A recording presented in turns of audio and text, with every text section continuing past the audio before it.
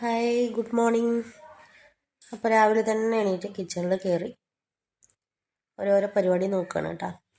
അപ്പോൾ ഇന്ന് ബ്രേക്ക്ഫാസ്റ്റിന് എന്താണെന്ന് വെച്ചാൽ പനീർ മസാലയാണ് കേട്ടോ. ബട്ടർ പനീർ മസാലയും ഇടിയപ്പമാണ്. അപ്പോൾ അതെങ്ങനെയാണ് ഉണ്ടാക്കണമെന്ന് നോക്കാം കേട്ടോ. അപ്പോൾ ആദ്യം തന്നെ ഒരു സ്റ്റിക്കിൻ്റെ പാൻ വെച്ചിട്ട് ഇച്ചിരി ബട്ടർ ഇട്ടിട്ട് പനീറൊന്ന് റോസ്റ്റ് ചെയ്തെടുക്കുക.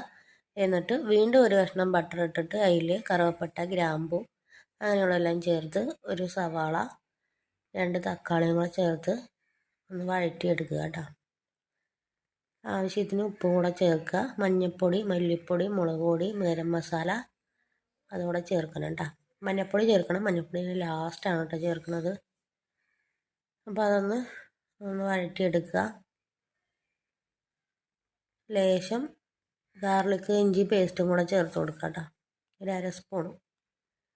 ഇനി അത് നമുക്ക് വേറൊരു പാത്രത്തിലോട്ട് ഒന്ന് മാറ്റിയെടുക്കാം. ഇതെന്തിനാന്ന് വെച്ചാൽ നമുക്ക് മിക്സിയിലിട്ട് അടിച്ചെടുക്കാനാണ് കേട്ടോ. അപ്പോഴത്തേനും അതൊന്ന് ചൂടാറട്ടെ.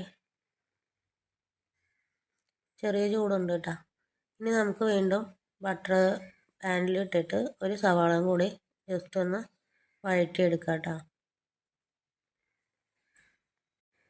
അത് വഴണ്ടി വരുമ്പോൾ നമ്മൾ മിക്സിയിൽ അടിച്ച് വെച്ച സവാളയും തക്കാളിയുടെയും ഗ്രേവി കൂടെ അതിലോട്ട് ചേർത്ത് കൊടുക്കുക. അപ്പോൾ തന്നെ ശേഷം മഞ്ഞൾപ്പൊടിയും കൂടെ ചേർക്കുക. എന്നിട്ട് ഒന്ന് തിളപ്പിച്ചെടുക്കുക കേട്ടോ. ഇത് കുരുമുളക് പൊടിയാണ് കേട്ടോ. അതുകൂടെ ഒന്ന് ഇട്ട് തിളപ്പിച്ചെടുക്കുക.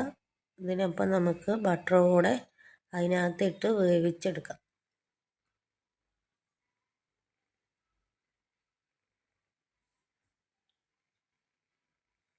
ഇനി ഒന്ന് ഉപ്പ് വേണമെങ്കിൽ ഈ ടൈമിൽ നോക്കിയിടാം കേട്ടോ. ഞാൻ പിന്നെ ഉപ്പൊന്നും ഇട്ടിട്ടില്ല.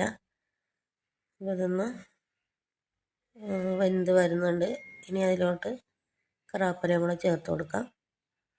ഇട്ടത് പഞ്ചസാരയാണ് കേട്ടോ. പിന്നെ ഈ ഒഴിച്ചത് എന്താണെന്ന് വെച്ചാൽ തേങ്ങാപ്പാലാണ് കേട്ടോ. എൻ്റെ അടുത്ത് ഫ്രഷ് ക്രീം ഇല്ലായിരുന്നു, അപ്പോൾ ഞാൻ തേങ്ങാപ്പാലാണ് ഒഴിച്ചത്. ഇല്ലെങ്കിൽ കാഷ്നട്ടിൻ്റെ പേസ്റ്റ് ഉണ്ടെങ്കിലും മതി കേട്ടോ. എൻ്റെ അടുത്ത് അതില്ല, അപ്പോൾ ഞാൻ തേങ്ങാപ്പാൽ വെച്ച് അഡ്ജസ്റ്റ് ചെയ്തു. അങ്ങനെ നമ്മുടെ കറി ഇവിടെ റെഡി ആയിട്ടുണ്ട്.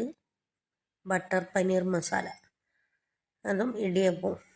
അപ്പോൾ അതായതും 2 ഞാൻ കഴിച്ചു കേട്ടോ. അപ്പോഴത്തേനും ഇക്കയും പിള്ളേരൊക്കെ മദ്രസ വിട്ട് വന്നിട്ടുണ്ടായിരുന്നു. അങ്ങനെ അവർക്കും കഴിക്കാനൊക്കെ എടുത്ത് കൊടുത്ത് അവരും കഴിച്ചുകൊണ്ടിരിക്കുകയാണ് കേട്ടോ. അപ്പോൾ ഇന്നത്തെ വീഡിയോ അത്രയേ ഉള്ളൂ. അടുത്ത വീഡിയോ ആയിട്ട് വീണ്ടും കാണാം.